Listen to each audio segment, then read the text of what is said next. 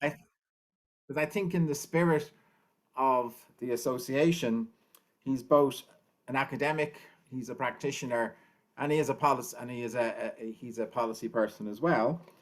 Just to very briefly talk about his academic credentials.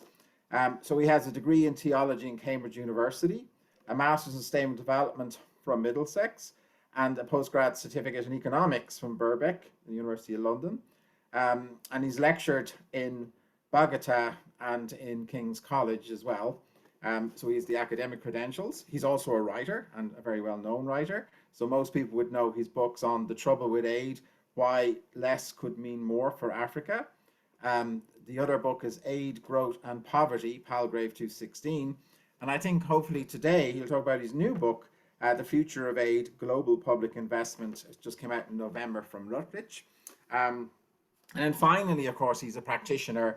He's been working with many NGOs and on the board of many NGOs, but he's also worked in the intergovernmental system for the OECD, DFID, USAID, Gates Foundation, etc. So hopefully, I'm really looking forward to this session, and I'll give the floor to you, Jonathon, and I'll keep an eye on the questions as we go along. Great. Thank you. Can everyone hear me? You've a bit broken up and your camera is not on, unfortunately. Okay. Really? Okay. Let me just try something different. Yeah, you were okay earlier, but not anymore. Yeah. Oh, he's disappeared. Yeah, he'll come back again. He was he was hotspot. Yeah, yes, that's it. Yeah. Okay, bear with us. Is that better, guys? Yeah, much better. Okay, so the floor great. is yours, Jonathon. Off you go. Thank you so much, Paul. Well, thanks a lot for having me, everyone. It's such an honor to be talking to you today, and thank you, Paul, for moderating. I did get a chance to read some of your work, and you know, there's so many of us working on this issue of global governance, and so I guess one of the things I'm going to take for granted is that we need to evolve and transform the global financial governance framework, and I won't spend too long on that. It's perfectly obvious with what's happened with COVID over the last couple of years. With even, you know, you speak to some of the ministers in southern countries, with the World Bank rearing its head again, finding new power as economies struggle, and starting to use that old-fashioned conditionality that we know so well from the 20th century. It's kind of back to the future in a number of ways. And then you've got climate up in Glasgow today. I haven't worked on climate finance for a few years, but I looked at some of the numbers in the last couple of months. I was truly blown away by how poor the climate finance proposal is. Miles away, well, like 20 billion away from the 100 billion promised, but even the 80 billion that's arriving every year, I think it's 80% of that is reimbursable. In other words, it's loans. It has to be paid back by these countries that are struggling to respond to climate change, and the other 20% is grants. And half of the loans are not even concessional; they're market-based loans, the same deal you'd get from the private sector. And so it's really astonishingly bad, the climate finance governance. And it was actually there was a hope a few years ago that it would be somewhat more progressive than ODA. Hasn't turned out like that. But then you look at ODA, and again, it's back to the future. It's, you know, Paris and Washington making all these decisions around COVID and other areas, and even in South-South cooperation, which, you know, has some aspect of really progressive ideas and horizontality. The reality is that the major powers like China and others really don't want oversight over what they're doing. And if you speak to governments and parliamentarians and civil society in the South, you know, there's huge problems with the quote traditional ODA, the OECD ODA. There's also huge problems with the major South-South cooperation partners. There's loads of good stuff being done by both of those groups, but there are huge problems around accountability and governance. So I think, you know, honestly, there's kind of a consensus on the need for fairly radical governance reform in global public finance. It's unrepresentative, and because of that, it's ineffective. So it's not just the kind of a priori requirement of legitimacy and representativity. It's the fact that decisions are poorly made because their accountability is all over the place. So there's consensus on that, but what there isn't consensus in is the feasibility of that change. And this is when I'm going to introduce you to someone who I call Mr. Pension. And I do tons of meetings. I've done tons this year and last year presenting global public investment. And one of the least, probably the most annoying one so far this year was with a pretty senior UN director. And after half an hour of chatting and presenting the global public investment proposal, which I'm going to get onto after this kind of quite long introduction about governance context, Mr. Pension said this: "I've got 16 years till I draw my pension, and I'm not sure if I want to spend those 16 years working on this idea. It just seems too ambitious." So of course, at this point, the various other people, one other person I was on the phone call who's Ghanaian, had a massive flip out and just kind of basically went for him. I mean, it wasn't like I've got 18 months till my pension, which would have been somewhat more believable and understandable. He had 16 years and he thought that this was too ambitious an idea. And it reminded me of the first time I ever presented this idea, this kind of idea, I got the kind of proto global public investment idea at a conference at ODI, and I'd been making puns puns, I guess, or kind of word plays in my presentation. And then one of the guys on the panel afterwards said, "Yeah, I'm afraid it's just UN realistic." It was kind of a pun on unrealistic, and it was kind of UN. It was quite funny actually. Everyone guffawed in laughter. I pretended to laugh, but was really annoyed because it was just typical of the, I guess, lack of vision about the possibility of structural change. But, it's understandable as well, and especially in the aid ecosystem, the traditional aid ecosystem, people have been trying to make change ever since the creation of the World Bank in the 60s. And, people have been trying to change structures and have found it very, very hard for really, really good reasons. And that's one of the reasons why the traditional aid ecosystem sometimes is actually a barrier to change. But anyway, when we heard from the Ford Foundation a couple of months ago that they were going to support the Global Public Investment Project to the tune of $2 million over the next couple of years, I made it a priority to DM all the various people who over the years had not been massively keen on this idea and asked them to retweet the news, which all of them did, I'm pleased to say. So all of this is not to be vindictive. It's all very understandable, but my argument is that it's understandable that people have been nervous about the feasibility of structural transformation in global governance of finance, but that today we do sit in a moment where we can make those changes. And the main reason for that is COVID. There are many long-term reasons, which we all know well, the significant shift of power and wealth to the south, but the short-term reason is COVID. And before I explain why I think things could be different now, let me make one caveat. I am a campaigner, but I'm not a kind of a boostery campaigner. I'm not going to kind of exaggerate here. I'm an analyst, and I came across a Dag Hammarskjöld quote a couple of weeks ago, and he said the UN was not created so humanity could get to heaven.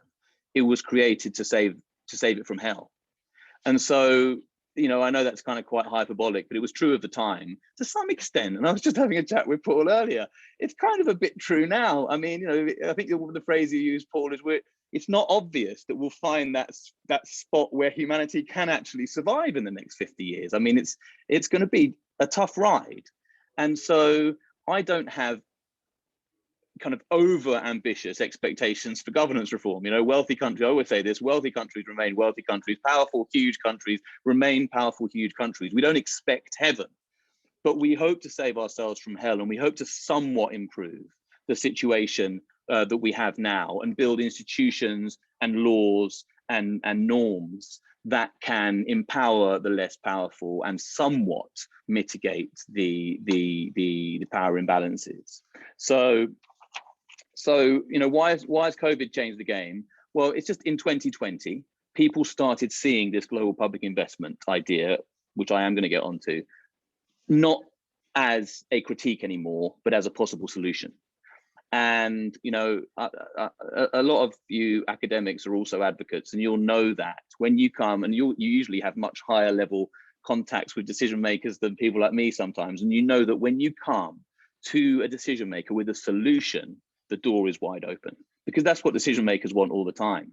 And COVID changed the nature of the problem to one where, oh, well, in a sense, it would be nice to have governance reform to, we desperately need governance reform. Where is the piece of paper that explains how it might be done? And global public investment, I think, is one of the really good options on the table that people are looking at. So one of the kind of magic moments for me last year was when we had a meeting with the Gates Foundation, for which I hold no particular kind of favors. There are pros and cons of the Gates Foundation, just as there are with many major donors. But nevertheless, you can't deny that they're mega professional. They know what's going on in Northern politics. And when they said, yes, how can we help, to the global public investment idea, it was kind of one of the first times in the COVID era that I think people that want to continue to promote large-scale redistribution across the world saw the global public investment idea as a complement to the traditional, let's call it traditional aid idea. The Norwegian government has shown a lot of interest. The Mexican government, I think more importantly, because this has to come from the South, has shown a lot of interest. Civil society movements across the world. We're talking with various bits of the ecosystem. The Global Fund for Social Protection is in the offing. People are talking about it, and we're talking with people who are trying to build that. We've been talking with SEPI, that some of you will know, trying to put the global public investment principles at the heart of their work. Helen Clark is a huge supporter, and she's just come off this big health commission, and she said to us basically what we proposed at global public investment, although we didn't use the words.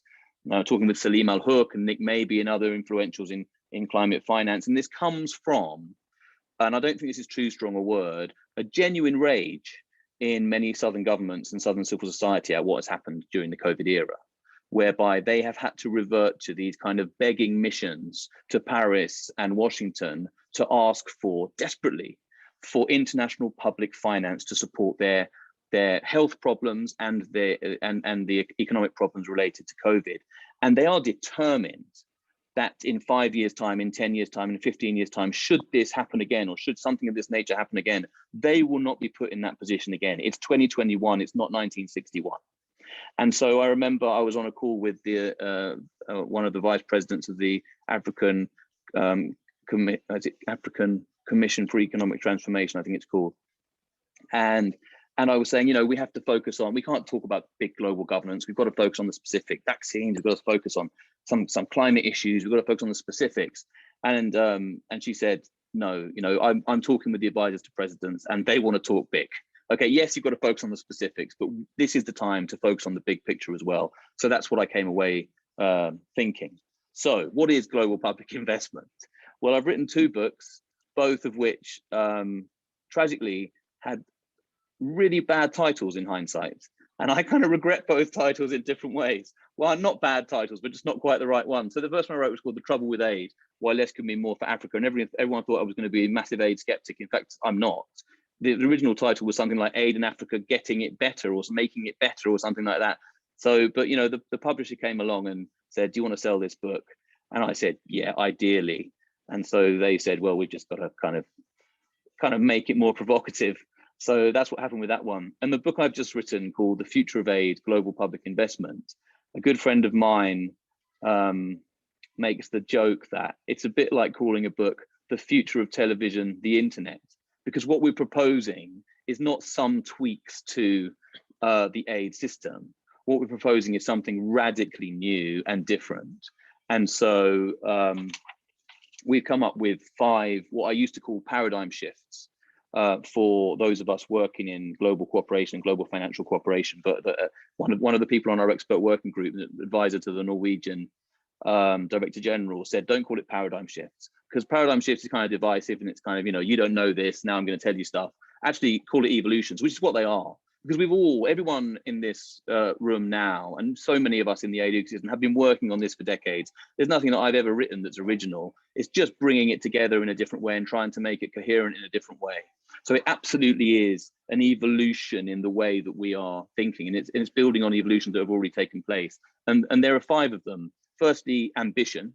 we need to stop just focusing, and I know we've never just focused, but the last 20 years of global aid and international cooperation have been heavily focused on extreme poverty and, in quotes, poverty eradication. And while that remains, of course, you know, one of the most important things, if not the most important thing to focus on, one of my favorite quotes is by a guy called Adolf Klokolesch, who used to run German Aid, and he said, poverty eradication is not when development ends, it's just the first step. It's when development begins.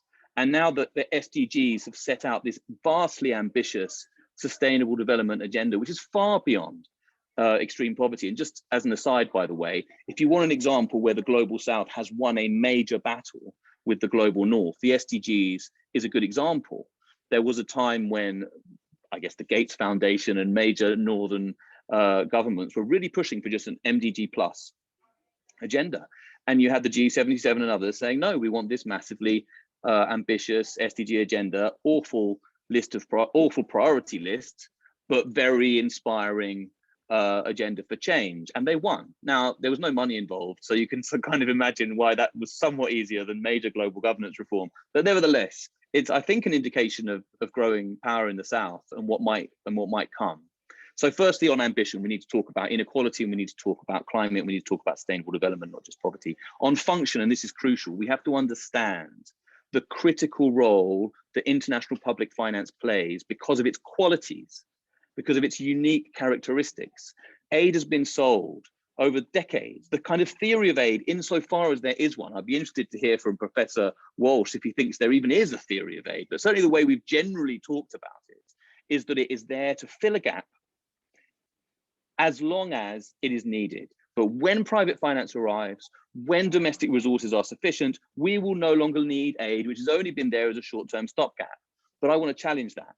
We would never say that about public finances at the national level. We don't say that about public finances at the regional level. And I'll give the example of the European Union, where countries that are vastly more wealthy than most countries in the South, such as Poland and Romania, even Spain and Italy, are net recipients of large-scale grants, not loans, grants, not for poverty reduction, but for promoting objectives agreed in the EU club. And I'm not suggesting an EU writ large, that's going to be impossible, but I am suggesting that we learn from that approach and understand that the role of grants in the international arena is not just as a short-term stopgap, not just to eradicate poverty, but long-term, in the same way as we have it at the national level, in the same way we have it in some regions, to continue convergence. And that's the word they use in the European Union, because it matters to the richer countries in the European Union that all countries in Europe have similar levels of standards of living. And we need to expand that vision to the rest of the world, not say Vietnam,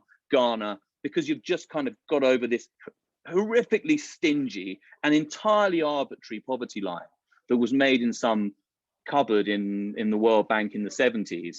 You now no longer need international cooperation or highly concessional international cooperation. That's not the case.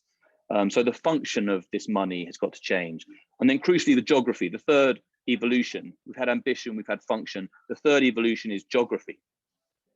It's not about money from the north flowing to the south. We know that it's not about that anyway. And any, you know, all the analysis that we've done for decades, most recently kind of high profile by Jason Hickel, but really been done for many, by the Tax Justice Network and many others, demonstrates that money is actually flowing north. But nevertheless, the narrative is of this kind of northern contributions to southern problems.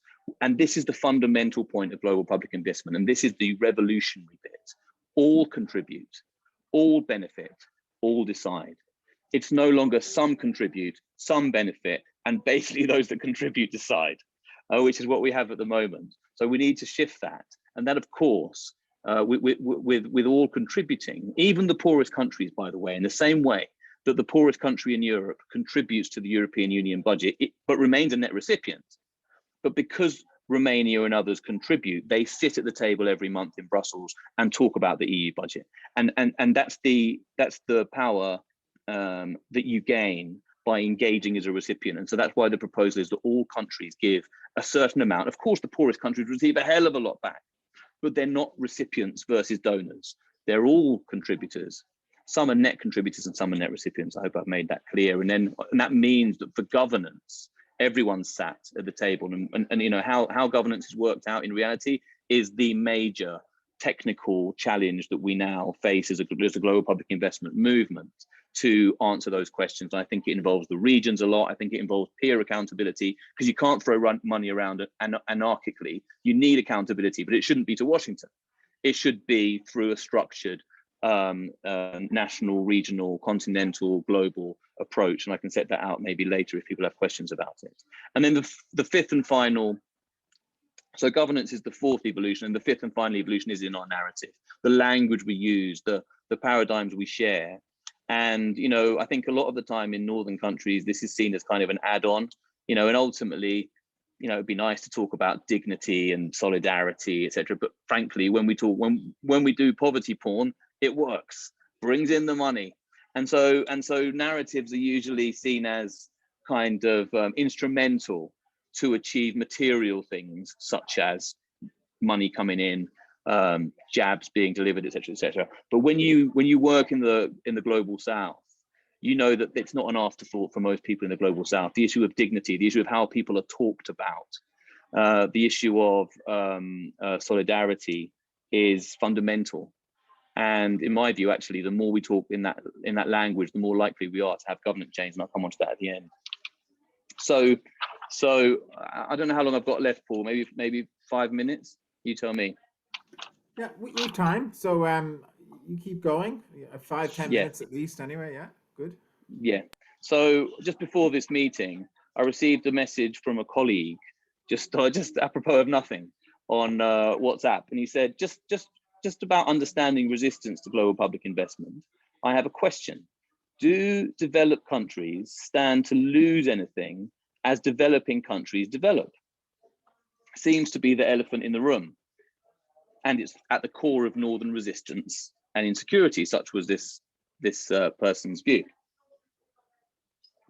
I think that is a really good question. I think it's not something that we talk about necessarily. And of course, in economics, there is this certainly theoretical idea of a rising tide raises all boats, and that can be true. And I was just again talking to Paul just before this meeting, and in research and science and knowledge, a rising tide of science and knowledge could well lift all boats. You know, in 30 years' time, it's perfectly possible and hopeful that humanity is far more knowledgeable and far wealthier than today, and that's perfectly plausible.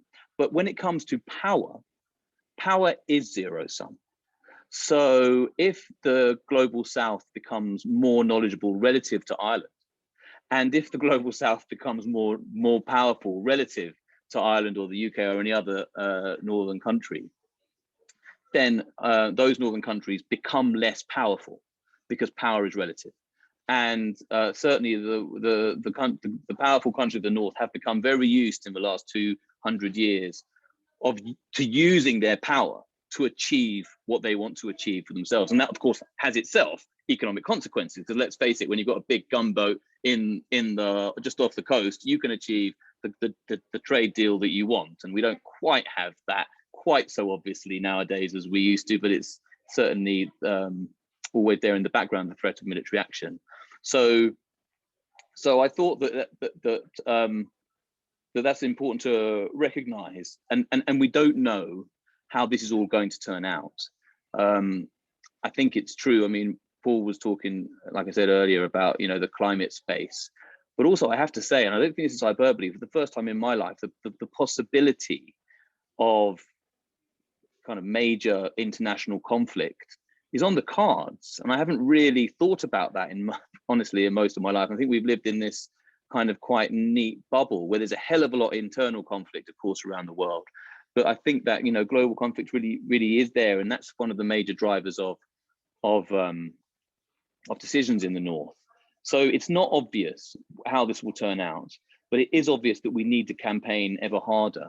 And I didn't call this talk, how we will win on global governance.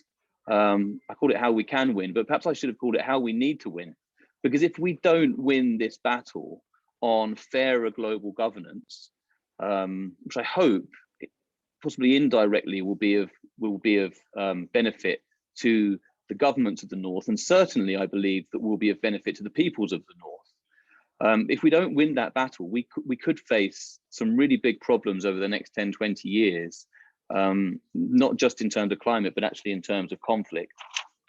So the final thing I want to say is how. And I haven't got all the answers to this, obviously, because it's incredibly difficult. And this has been tried before without too much success. But I think that the context, as I've hoped to show very briefly, and I haven't really talked about the long-term context. I've focused more on the last couple of years, but the longer term is clearly gradually shifting power from power and wealth from north to south, which is it makes it almost inevitable that at some stage there will either be a significant rebalance in global governance architecture or a significant conflict, or both. So I believe that how do we do this, on top of the amazing academic research that I'm sure you're all doing and that we are doing as well, perhaps you wouldn't call it academic, but let's call it technical research, to support our proposal. Firstly, we do think that there needs to be some kind of Bretton Woods moment whereby we evolve the institutions along the principles of global public investment, those principles that I set out, all contribute, all decide, all benefit. But the way you get to that Bretton Woods moment, maybe in 2030, is gradually escalating wins. It's small foundations or funds, smaller, and some of them actually very big. You can think global fund, you could think adaptation fund, you can think the new funds, and there's new funds being talked about every week, it seems, adopt global public investment principles rather than aid principles. And it's a discussion point in almost all these funds. You know, there are funds being built at the moment, and there are existing funds where literally it's very obvious when you read their plans that whether they're built along the lines of traditional north-south transfer or whether they're built in a much more progressive global public investment approach. So dominoes falling one by one to create a momentum that will lead eventually to this approach becoming, I hope, much more normal. And the chronology matters. You know, this has to come from the global south, and we have to prepare governments in the north and peoples in the north to not say no. Because what's happened in the past, in the 60s and in the 70s, is when ideas have come from, usually from the global south, about fairer governance at the international level, northern governments just said no, and they had the power to do that. So linked to that, so the first thing is gradually escalating wins. And the second one, and I'll stop with this, Paul, is a gradually changing narrative. And that's already happened.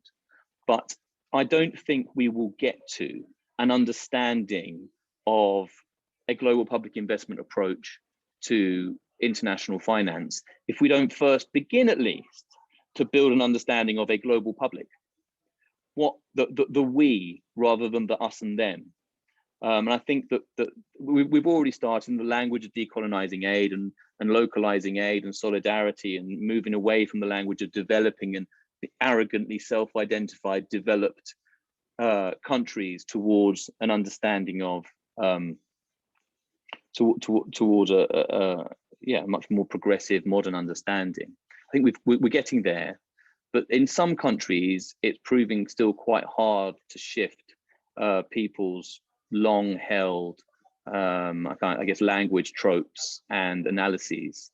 And I do think that's really important because it's going to take time. So we may as well start now and gradually persuade I guess the citizens of all countries that they stand to benefit much more when they work together with all other countries and see themselves as citizens of the world rather than citizens of their particular geography.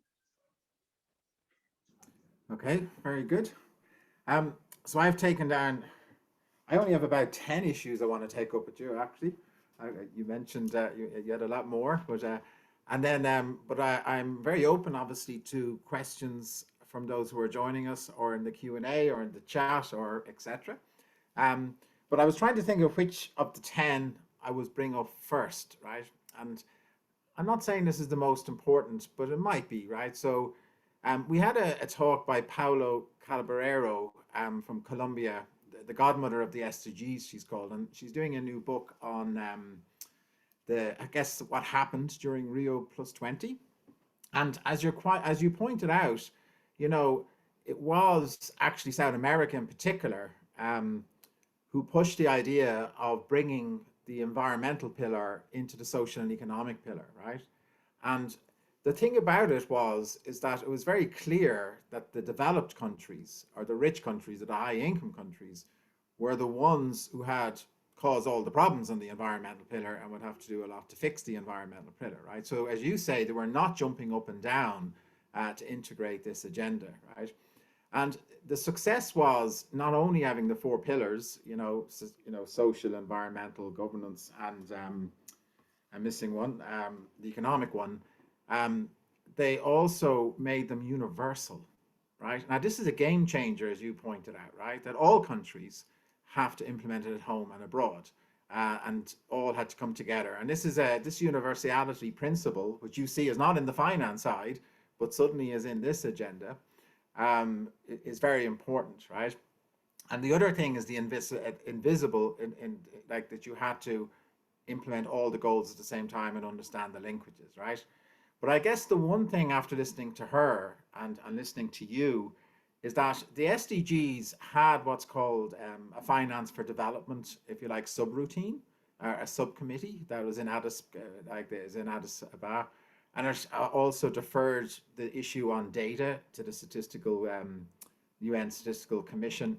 But actually, all of what's called the means of implementation, all the capacities that are needed, not just in the rich countries, but simultaneously in the lower and middle income countries, they all had to be developed simultaneously, right? So access to finance, access to data, act for monitoring and review, etc., access to education, access to, and if you look at the capacities, the goals, like the SDG 17 or the Partnership for the Goals, it's all about building capacity across countries, right? And how you transfer technology, how you transfer data capacity, how you transfer finance, how you transfer education, how you transfer, and that's the language, right? And I think so that was the first thing that I absolutely agree with you to point that out, that the SDGs is one of these agendas that actually came not from the Northern Hemisphere. It nearly took them by surprise in a sense, right? And here we are in this kind of where we have equal responsibility and joint responsibility, and we need to get into these partnerships, not just with governments, but across, the private civil society and governments as well, or in civil society as well.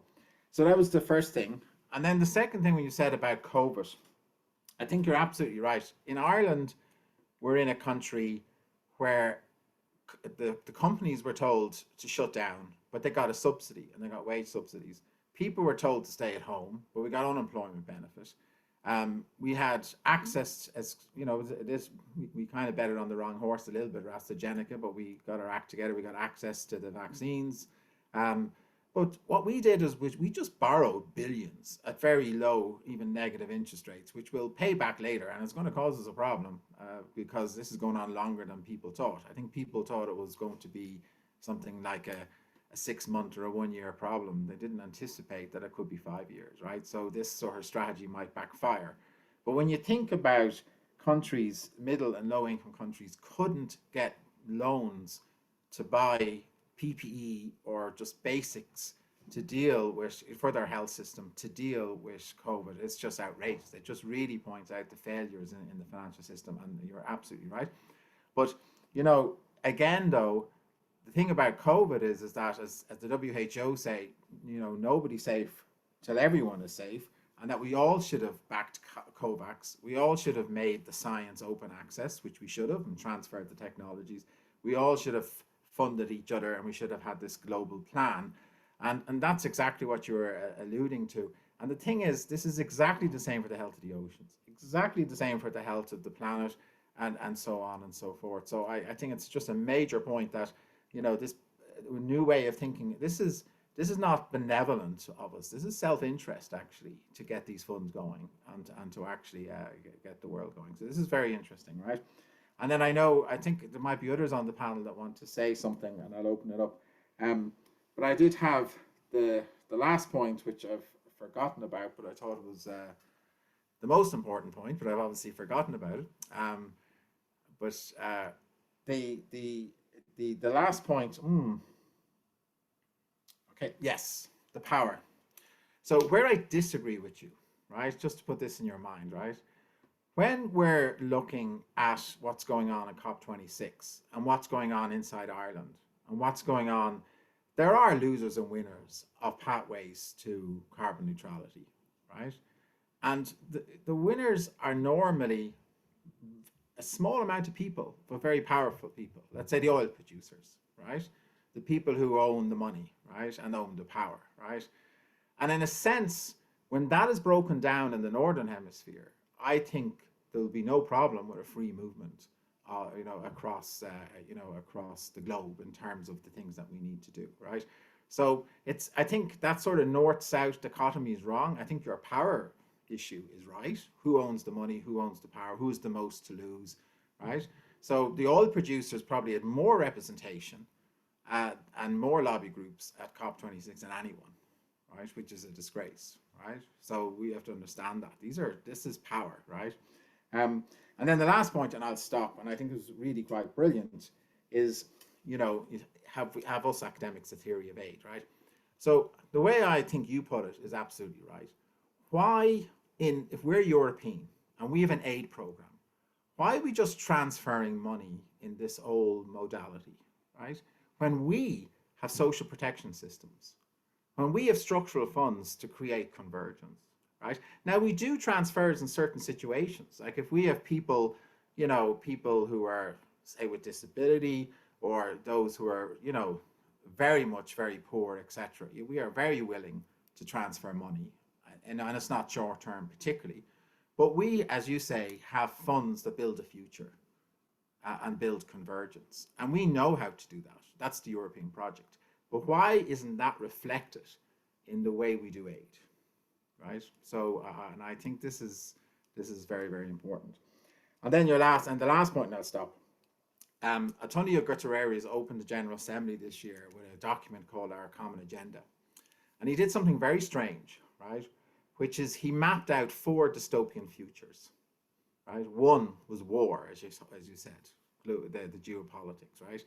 Climate destruction, biodiversity loss, etc. Growing inequality and ethnic divisions, etc.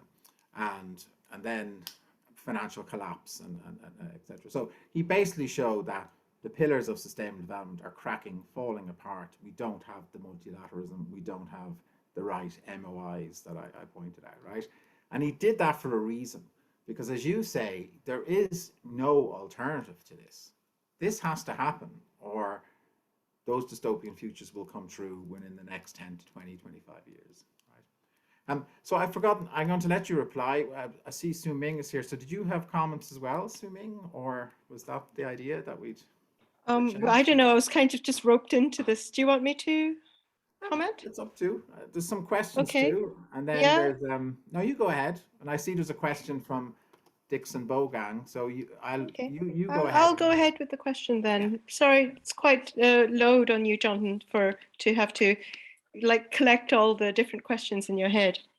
But I suppose I totally go along with the general argument, which is that, we need to build the argument for global public investment, and we have to programmatically change global public investment. And obviously the way to do it is a proper multilateral way to do it, rather than some kind of, shuffling around of groups of bilateral, asymmetrical bilateral groups. And today in my talk in the climate panel,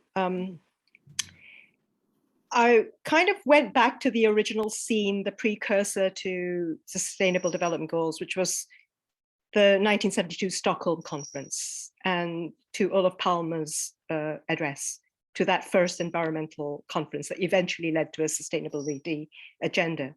And he said in his address, really a very kind of goosebump, spine-tingling address, that the reason why they were all meeting was, because we are not yet prepared to accept the full consequences of international solidarity. So we are prepared to meet the principles or the words all the blah, blah, blah, as Greta Thunberg would say, of international solidarity, but we're not prepared to accept the consequences of international solidarity, and therefore to go to this all contribute, all benefit, all decide type of a scenario. But what seems to be missing is the why. What is it? What is the finance for? What is the objective of having global public finance, which is obviously to invest in global public goods? And I think that side of it is thoroughly underdeveloped. And as Sakiko Fukuda-Par, who's been in the UNDP for many, many years, says what we really need to do is to recapture the narrative of development. Now, many people say development is a discredited discourse, and it's old wine in new bottles, or whatever it is, or it's an amoeba, or it should be abolished and become post-development, or whatever that people say. I think that there has to be an objective. Why have global public finance and a global public financial infrastructure if there's no objective? And I don't think we've invested in the narrative of what the purpose of this finance is, which is to build global public goods, which are underprovided and have fallen between the stools because, and it's us theorists who are to blame, because we have not made a theory of global public goods that is fit for purpose. We've let it fall between a stupid theory of market failure and a stupid theory of state failure. And we keep coming back to the state failure narrative. Well, state failure is terrible because state failure is terrible. And then, there's terrible state failure. But this does not provide us with a rationale for global public goods. And this, I'm sorry, it's just a rant and it's turned to a comment. But how can we build a case? If I was to make it into a question, how can we build a case for global public investment in this kind of proper multilateral manner, actually feed into a narrative about investment in global public goods? How can we do that? So that's just because, look, we haven't even managed to do COVAX, which is, beyond pathetic. Yeah. No, excellent. That's excellent point. I don't know when you want to respond, Jonathan. I'll hold swimming to that, though, that it's the theorist's fault. That's probably the first time I've heard that. Oh, well, normally you could read my short paper on a new theory of public goods, but yeah. Normally it's a critique on what everyone else does, so it's great to see that. Okay, so Jonathan, do you want to reply to those? Okay, why I love having meetings with academics. You made a great speech there to me, and then you threw in a great question at the end, which I'm not sure I can answer, but I agreed with everything you said. And I guess the only way I would say, how can we build the case? At least try. And I certainly think that I would like to read your paper, and generally speaking, in the world of academia, like I say, there's pretty much not much new under the sun. I mean, people have been writing about this for a long old time, and but it's in the world of politics, and including advocacy and really the powerful, even including the UK and Irish NGOs, begin to make the case, to begin to try. Because actually I'm not convinced, and you guys are going to know a hell of a lot more than me. I'm not convinced that we lack the clear fundamentals of the case we want to make. I would say it's more like the incentives of the situation up till now, and I guess this is why I think I can make the case that I'm trying to make, which is that now in 2021, not in 2018, although the financial crash was the beginning of this, and the long kind of, I almost said long march there, but I don't want to imply anything political, but the long gradual progress and shift of power and wealth is the major contextual shift. But that's and that was kind of strengthened by the financial crash, and to some extent has been undermined by COVID, that bit. But I think we can make the case that this moment is qualitatively different, because there's always inequality, both social and economic and in power, but it's become so incredibly obvious in the last year or two, and there is so much rage, I think, as I said, that I think those advocates and I've worked in northern advocacy much more so than in academia, and there is a great reticence to take on the dignity and the solidarity and the shifting power. And just going back and linking this in then to Paul's questions, I know Paola Caballero very well, and Patti Londoño, who was the minister that Paola worked and those two were really, you know, powerhouses at the time. And, you know, I was in Colombia in 2014. And I came over to the UK in 2014 to work at, I'm going to name names, Save the Children, and Save the Children UK. And I was so excited by the SDGs because I was in the kind of Colombian context. I came over and I was head of policy and research. And I was tasked with building an advocacy approach to literally defeat the G77. So our job was to successfully argue against the SDGs, working with David Cameron's Number 10, Gates Foundation, etc., and successfully reach a much more limited, basically group of 10 MDG plus. And it's like, I can understand why people wanted to do that. I can totally understand. I'm not too critical of the like technical analysis, but the politics of that, and I came into international development, the politics of literally putting your own resources in the north to defeating what was the clear desire of the south was so all over the place. So yeah, that was very interesting at the time. And then coming on to your question about Addis. So, you know, I'm working at the moment on what we're calling global public investment, fundamentally transfer of finances from north to south and around the world. But I don't believe that's the most important thing in changing the world. I think structural economic change and ensuring that private finance is better spent and increasing in domestic resources are more important than this. This is complementary. And I've always worked on that, but there was a difference, I think. I think it was Addis that made me realize it, because, you know, in 2005, I worked on the Glennie thing, and that was all way too much about aid. And that's when a lot of us were starting to talk about beyond aid. We were starting to say, look, you know, this is not just about throwing your change at the problem. Let's have some structural change here. Let's have some complementary structural change, right? And the tax movement was just beginning then. And I'm pleased to say that 15 years later, it's pretty powerful. It hasn't achieved everything at all, but it's achieved some things in a way that people I don't think thought was possible 15, 20 years ago. So the point then was to say, let's look beyond aid. But at Addis, I realized that had become such a easy argument for the North. And they were using the fact that private money is 10 times as much as public money and the importance of domestic resources. They were using that to get off their basic responsibilities to redistribute cash across the world where it's needed. And it was like, oh, ODA, it's so small. Of course, we'll have it. You know, of course, it's in there, some clause. But, you know, Addis was all about private. Addis was all about domestic. And the pressure was on countries to increase their taxes, which is perfectly good. And the pressure was on somehow, you know, raising this billions to trillions, which I think, you know, 5 years later, well, maybe it's 6 years later, I think the evidence is coming out that A, that money just hasn't arrived, and B, anyway, it is qualitatively different. And that was the sleight of hand that we were being asked to accept. It doesn't matter what the money is. It doesn't matter if it's private, if Bill Gates comes in, if Ford Foundation comes in. Who cares where the money's from? Let's just get some money. And you see that also in the climate finance calculations, etc. We would never make that case at the national level. We would never say, oh, well, we need money for health. Doesn't matter if it's the Gates Foundation, doesn't matter if it's private money, doesn't matter if it's state money, you know, just as long as we've got money. And we would never say, oh, well, there's not much public money, so it's not very important. On the contrary, we would say, we need to massively increase it because it's qualitatively different from the other types of money. And I think that's when I realized that in this moment, compared to 15 years ago, we needed to re-vindicate the importance of international public money for its qualitative importance. If you speak to Salim or Hook and others and all those working on climate finance, they'll say the same thing. You know, private money does not do what public money does. So fact. And then there's not enough money, especially after COVID, in domestic treasuries to pay for what's required. Fact. So you need international public money to support that. And you don't just need 100 billion.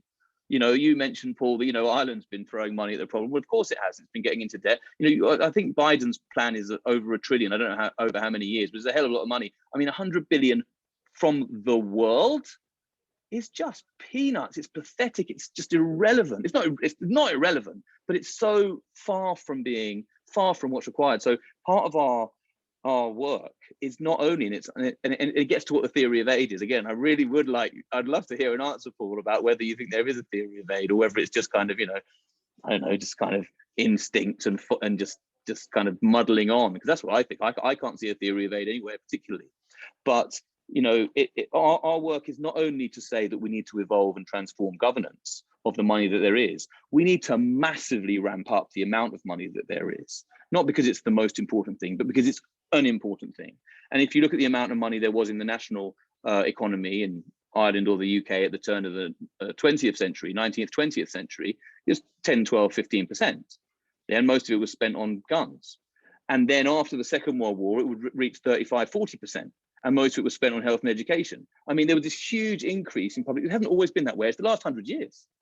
And so why do we think of the 2020s and 2030s and 2040s as being kind of the end of the era of international public money, as it gradually declines, as countries come over this totally arbitrary and incredibly stingy poverty line? Why don't we see it as the beginning of something much, much bigger, where we increase hugely the amount of international public money available as we seek? And this is the one thing I would say to your point about global public goods. I agree that global public goods are, like, you know, I guess the most high profile purpose and objective of this money, but convergence is another, and it's not all, and that's not always global public goods. So, you know, bringing helping Ghana to come up to a standard of living that we expect in Ireland and the UK is not necessarily a global public good. It wouldn't fit the technical term of a global public good, but nevertheless, that's a crucial objective for the world, and the same is true for Colombia, and the same is true for every country in the world, in my view. So that's where I think we need tons and tons more money. And then finally, you mentioned power, Paul. And I think that's a really good point. And I do think I have to understand that better and work on that better, because I do make this north-south dichotomy a lot. And people have told me before, like, it's not the, and in answer to my friend's question, it's not, do developed countries stand to lose? Because developed country is not the unit that we should be looking at. You know, poor people in the UK are really suffering because of increased inequality. I think that's the point you were making. So it's not just countries versus countries, it is people and societies and companies, and who stands to lose within those countries and across the world. And I agree. Actually, in a sense, and as you presented it, it's a more positive picture. When it's still just as hard to change, but it's kind of a more positive picture when you present it like that. No, very good. So I get back to Dixon Bothang's question. So he kind of, what's good is that he's accepted everything we've said, and he wants us to get on with it, go into detail. So I really like the point on geography, all contribute, all benefit, all decide. I would like to know your suggested criteria for contributions, since it's not well done, and, you know, it could be a burden of some developing countries, etc. So it's kind of how, basically he's looking at the nuts and bolts of these global funds, you know what I mean? How are they financed? How do you structure them, that, you know, with north and south contributions and stuff. So this is getting into the nuts and bolts a little bit of these funds. Yeah, so that's a very good question. So I think global public investment can be understood, and I've said that, you know, the way we get there is through funds and smaller organizations, very large organizations, taking leadership positions and making things happen. And so global public investment in a particular organization is very different to global public investment globally, in a sense. So let me explain that. On the one hand, we do need to get to a position eventually where we have a formula, and it's you can't enforce these things at an international level. You would not want that situation, but you can have peer pressure and norms, and we need some kind of formula. It might be 0.7%, might be 1%. And it might either be all countries pay the same percentage, and obviously, even for the non-mathematicians among you, it would be obvious that poor countries pay a hell of a lot less in real terms than rich countries. Or it could be graded, given that for poorer countries it might be even more difficult even to raise 0.7%. So it may be for very poor countries 0.2%, for medium level poor countries whatever 0.3, 4, 5.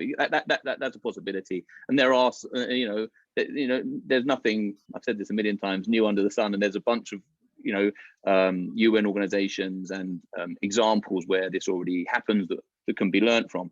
You would need to have some kind of universal global oversight of that, because as a, let's say, Sierra Leone or Burkina Faso, one of the poorest countries in the world, you would need to ensure that as you paid in as a contributor, you were sure of much more money back as a net recipient. So that only works. And by the way, I think this proposal responds to some of the problems of aid orphans. There is currently literally no oversight of this kind of thing. So-called donor countries simply spend where they want to spend and hardly talk to each other at all in terms of their geographical and thematic strategies, a little bit, but not significantly. So on the global level, we have an expert working group, which you can find about on our website, globalpublicinvestment.org.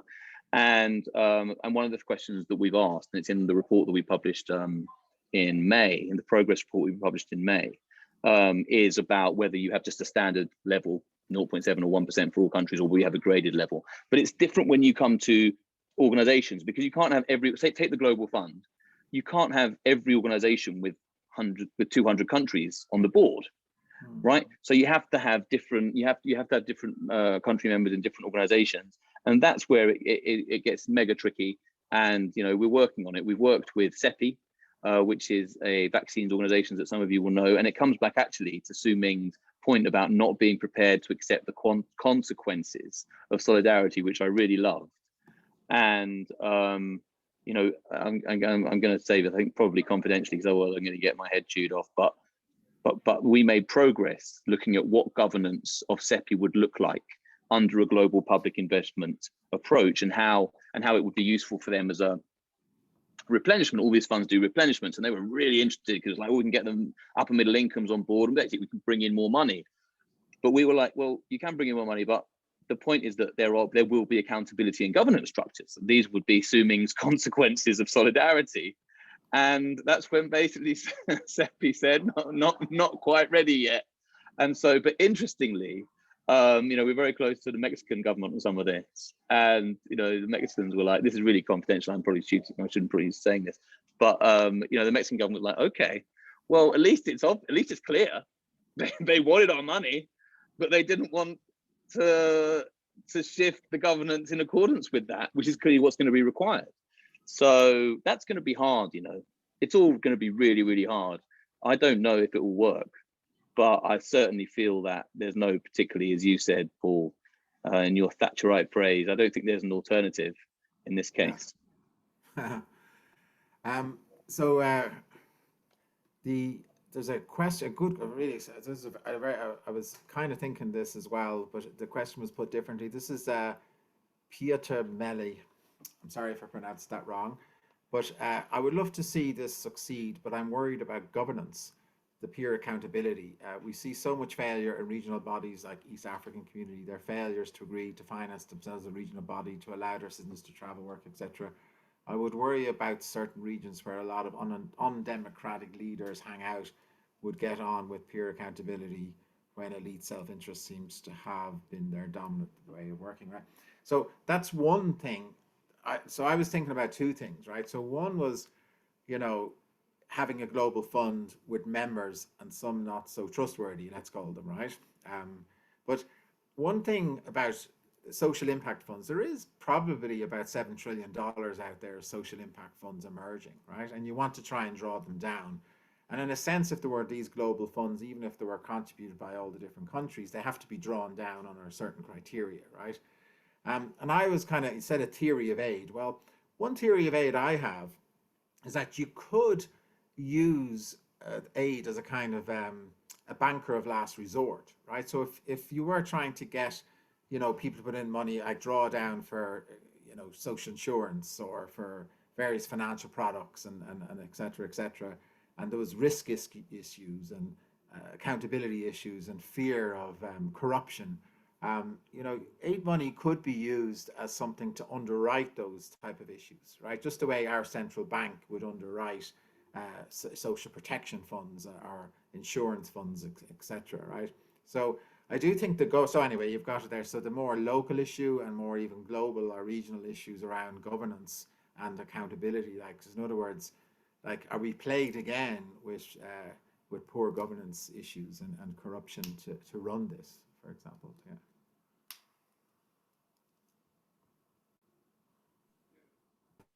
Yeah, what, Gerard, do you want to come in? You're going to answer those for me. Immensely useful. Thank you. Thank you, Jonathan. That's an electric intervention into the debate on finance governance. I have two quick thoughts coming out of your initial discussion. The first was in regards to international conflict. Now, I would sort of be a bit more pessimistic on that. We have international conflict currently. It's more spurious. It's more disparate than the previous big splashes that we had, but it's there, it's happening, and it's spreading. The second thing is, you can bear with me on this. You mentioned Yaoundé. Yaoundé, I think, had aspects of its intervention that would sort of follow through with your understanding of the EU investment approach. And are you possibly saying about going back to Lomé and Yaoundé with the preferences, guarantees, technical support, the exchanges, and indeed where they have it, emergency aid where needed? And finally, the third of my 2 points, decolonization is something that we need to engage with. And I think it's a conversation that we are just starting. It is a big issue. So a couple of quite challenging issues there.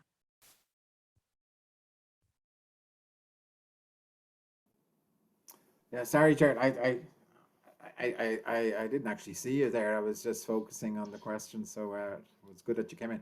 And now Jonathan regrets he asked you to come in because they're actually Yeah, that didn't help at all. They're very good and very difficult questions. So we're all like collectively turning to Jonathan. So So yeah, on Peter Neller's question about the problems of governance in many regions of the world. I mean, that's true. And that's, I guess, I go back to my previous statement. I think we are trying to set up a marginally, hopefully significantly, maybe marginally is too unambitious, let's say significantly better system, which will be still miles away from a perfect system. You don't get rid of, sadly, incentives and corruption. I don't know if you ever get rid of it, to be honest. Power is always power, and that's certainly my reading of most of the thousands of years of human history. So I'm not suggesting that somehow in the 21st century we emerge from that totally triumphant, but what I am suggesting is that we have a system that is substantially better. So I don't think accountability to the World Bank has worked, let's say, and the IMF has worked over the last 40 years, and I don't think it's progress that the bank and others are literally using the COVID crisis to reassert power that they haven't had for a few years. I think it was progress overall that the arrival of China in the last 20 years in a big way has enabled many countries to adopt more heterodox policies, to do things differently, to undermine, certainly balance out the excessive power of the West in many countries. Is it perfect? Miles away from perfect. But I think this idea of, and it's just an idea, and it may not be sustainable, and we need to do so much technical work to kind of fill the holes in the bucket, but of our approach. But this idea that rather than having to be accountable to capitals in the north, you would be somewhat accountable to peers in your region, but also, of course, there would be accountable downwards to civil society, and especially in democracies. And then there would be accountability upwards in the case of, let's say, West Africa engaging amongst itself. They would be accountable to, say, the African Union or a continental entity, and that itself would then be accountable to something in New York or Geneva or some global hub. So I think you certainly don't get away from all of the problems, but we're trying to build something that's somewhat better. And it links a little bit, and I don't know much about social impact funds or the 7 trillion, so I can't really answer on that. But I do know that just one example, and it's less about accountability, it's more about prioritization. The world of aid has prioritized certain things over the last 20, 30 years. And broadly speaking, we can say they are social sectors and basic health, primary education, those kind of things. And it's understandable, and they are not unimportant. Of course, they're incredibly important. But I think if there had been a more representative decision-making structure about where this money was to flow, there would have been significantly higher emphasis also on secondary education and indeed tertiary education. We need PhDs to build our industry, on support to, where appropriate, to private sector projects. And that's why I'm bringing in what I think what you were talking about with social impact funds. I don't really know. I don't want to talk about what I don't know about. So that's just one example of where it's not just about accountability, it's actually about all decide. And no, the decisions would not have been perfect, far from it. But I think they would have been somewhat better than relying on effectively the whims of donor countries, which in turn rely on the not particularly knowledgeable views of, generally speaking, voters. So, and that's one of the reasons why we focus on basic health and education, quite obviously, because that's what persuades the people that need to be persuaded in the North. So that's just one example of that. I want to just put in parentheses, remembering what you said previously about the EU funds, Paul. I'm actually written a paper called something like "What Can the World of Development Cooperation Learn from the EU Funds?" I don't think it's really been done. I'd be interested to. I did a literature review, etc. There's a bit, but you would have thought it could be quite a major source of learning. But they're seen as two totally separate things, and that's kind of the point I want to make. Why is it okay to send 5 billion euros to Poland to build pretty high level infrastructure, whereas somehow Vietnam, that's it. There's no more to come. And there are obvious reasons. It's geography reasons, but they're not good theoretical aid reasons. They are diplomatic and political reasons. And so that's the kind of case I was making. And when it comes to Loma and Yaoundé, again, it's not an area I know well. I understand that was about trade. And I haven't really linked, and I don't know anyone who has, because I'm certainly not the only person that's writing about this. I don't know anyone who's really linked the world of trade to this at the moment. It would be quite an interesting analysis, actually, to look at that. And with regard to the final point you made, Gerard, just chucking it out there on decolonizing aid. Yes, it's just wonderful that is now front and center of our thinking. Kind of ironic and kind of tragic that it took that terrible murder last year, I think it was last year, to kind of shift the world of aid and other aspects of kind of northern society to focus in this way. But that's how it has to happen. And the way that I think about global public investment is really, I don't think you can decolonize it. I think you can improve it, and I think you can somewhat localize it. But decolonizing it is like taking the bubbles out of fizzy water. It's there, and it's kind of part of the setup. So that's one of the reasons that we're proposing not just, I guess, tweaking, which is basically what we've been doing for 20 years, right? Trying to tweak its aid effectiveness, trying to tweak the system. I think we have to transform the system, and that doesn't mean that I think in the next couple of years we have to end the system. On the contrary, I think that over time, the global public investment approach will grow, and the ODA approach will gradually decline. And well, I hope that happens. Very good. Well, so we're coming near the end. So I thought there was two big takeaways from me, because Jeffrey Sachs is always very adamant when he talks about Addis, and it was quite interesting. More than interesting, was illuminating the way you put it about nearly putting the responsibility on the local and on the private, and taking away. And this is going back to Siming's big point about, like, do you know what global public goods you're building and why? And therefore, the essence of a public good is that, generally speaking, the private won't really invest in it. It has to be the governments. The governments of the world have to come together to ensure that they build the global public. They have to know what it is and what's in there.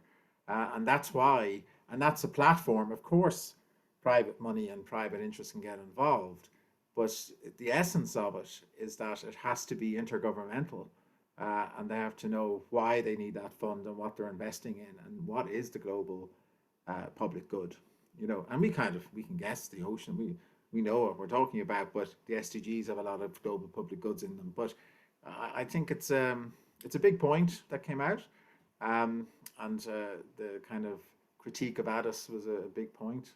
I think it's very important. So thanks very much, Jonathon. This is recorded, and hopefully, for those who were here, thanks for staying with us on Friday afternoon. But if you're watching this as a recording, I think it's very much, hopefully it was worth watching. I think it's some big points.